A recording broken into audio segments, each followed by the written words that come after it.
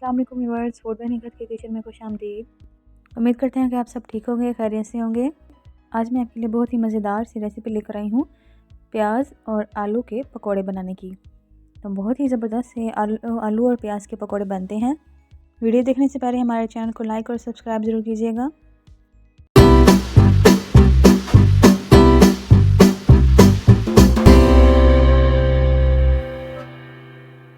पकोड़े बनाने से पहले जो हमें सबसे पहले चीज़ें चाहिए वो हैं 1 टीस्पून अनारदाना, 1 टीस्पून साबित सफ़ेद ज़ीरा, 1 टीस्पून कुटी हुई मिर्च, 1 टीस्पून सूखा धनिया पिसा हुआ और 1 टीस्पून अजवाइन, 1 टीस्पून नमक।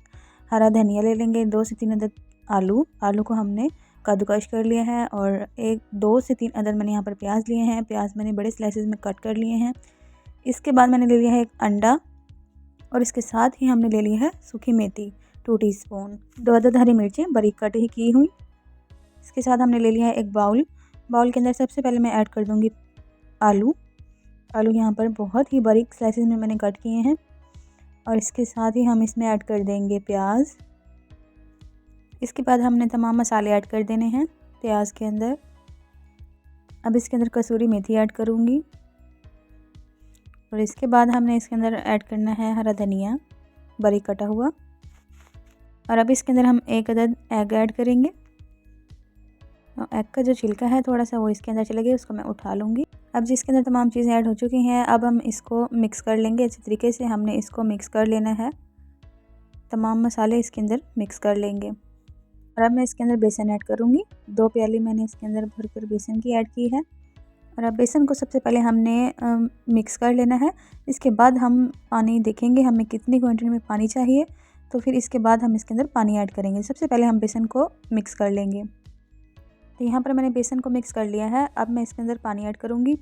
पानी यहाँ पर मैं लूँगी 1/2 कप के करीब पानी लूँगी और पानी इसके अंदर ऐड कर देंगे।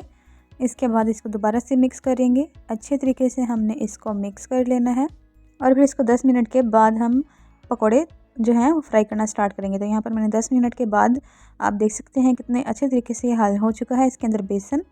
और अब मैं इसको फ्राई करूँगी। चम्मच की मदद से मैं इसके अंदर ऐड करूँगी और इसको इस तरीके से हम ऑयल के अंदर शामिल कर देंगे। ऑयल को मैंने पहले ही हल्का सा गर्म कर लिया है और इसके अंदर हम तमाम पकौड़े चम्मच की मदद से ऐड कर देंगे। जब तक इनका नीचे से डार्क कलर ना हो जाए तब तक हम पकौड़ों को पलटेंगे नहीं, क्योंकि अगर कच्चे पकौड़े हों और उनको आप पलट दें तो ये टूट जाएंगे। इसलिए हम इसको हल्का सा नीचे से फ्राई करेंगे। इसके बाद हम इनको आहिस्ता आहिस्ता से पलट देंगे। और जी यहाँ पर पकौड़े फ्राई हो चुके हैं, बहुत ही ज़बरदस्त से फ्राई हुए हैं। उनका कलर बहुत प्यारा आया है। यहाँ पर मैं आपको दिखाऊँ, बहुत ही प्यारा से इनका कलर आया है। इससे ज़्यादा कलर डार्क नहीं करना चाहिए, क्योंकि इससे ज़्यादा डार्क कलर करेंगे तो आपके पकोड़े जो हैं वो कड़वे से उनका टेस्ट आएगा। तो इस कलर का, जैसे ही इस कलर की कंडीशन में आपके पकोड़े फ्राई हो जाएं तो आप उनको फ़ौरन से निकाल लें। तो जी यहाँ पर बहुत ही मज़ेदार से और क्रिस्पी से पकोड़े बनकर तैयार हुए हैं।